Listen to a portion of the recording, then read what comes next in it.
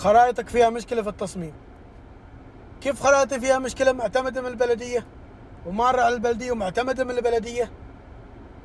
كل الاعتمادات موجودة، مارة على المهندسين، مارة على كل واحد في البلدية. أول شيء أعطيك معلومة أن موظفين اللي موجودين في البلدية فنيين.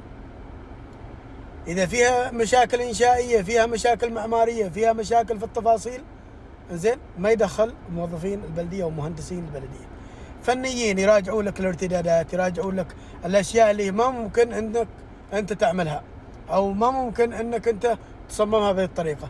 أما إذا فيها مشاكل إنشائية معمارية، في قلة من المهندسين عندهم الخبرة، جزاه الله خير إذا فادك وقال لك هنا معك مشكلة.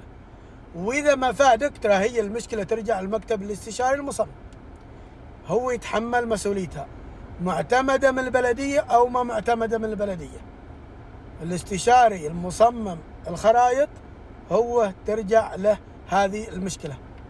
ما شرط أنها معتمدة من البلدية يعني خلاص كلها صح، أو التصميم الإنشائي أو المعماري هو صح.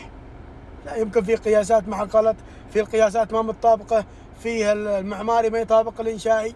هذه موجودة تمر على المهندسين في البلديات بس ما يراجعوها، يشوفوا المشاكل الفنية اللي هي الارتدادات، السايت بلان، المساحات، هذه يشيكوا عليها فقط.